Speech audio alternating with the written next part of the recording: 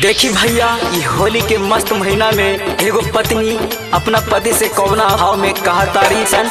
आई सुनी शेखर सवरिया के आवाज में और नया अंदाज में।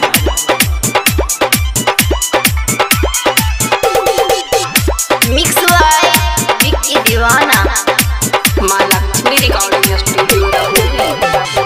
जहिया से चढ़ले बाटे फागुन के महीना जहिया से चढ़ले बाटे फागुन के महीना मोर चढ़ले जवानी रोबता। होलिया में हमरा मन करता, मोर चढ़ले जवानी रोबता। होलिया में हमरा मन करता। होलिया में चाल गइला सैया हो बहारबा। होलिया में चाल गइला सैया हो बहारबा। मोर चढ़ल जवानी रोबता। होलिया में हमरा मन करता। मोर चढ़ल जवानी रोबता। होलिया में हमरा मन करता। होलिया में मन करता, मन करता। होलिया में हमरा मन करता।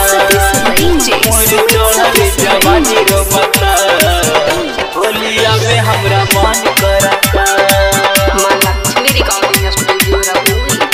Mix by Vicky Deewana. गबना करा के गइला बहारवा, तोरा के कुछ ना बुझाला हो।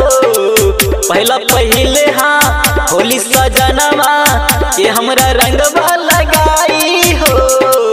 ये हमरा रंगवा लगाई हो। गबना करा के गइला बहारवा, तोरा के कुछ ना बुझाला हो। पहले हाँ होली सजनवा ये हमरा रंगवा लगाई हो।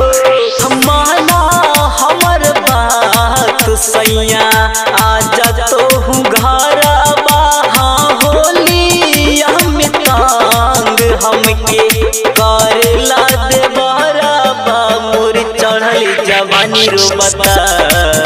होलिया में हमरा मन करता। मोर चढ़ल जवानी रोबता।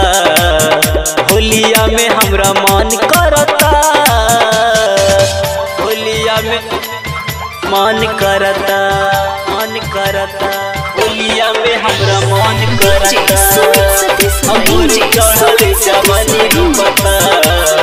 होलिया में हमरा मन करता। Mahalakshmi recording studio. Mix by Vicky Deewana. दिल बेदर्दी सैया सुनील सजनवा, माना हमरो कहनवा हो।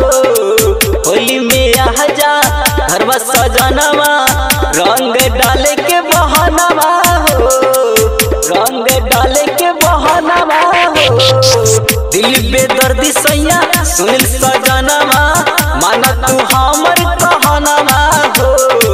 होली में आजा घरवा सजनवा, रंग डाले के बहानवा हो। शेखर सवरिया देवरा लागेला बवाली। विक्की दीवाना देवरा लागेला बवाली।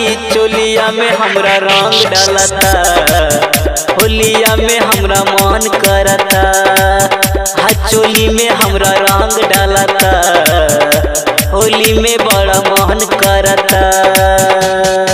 अरे आजा हे राजा जी, होली में इतना मत तड़पावा हो।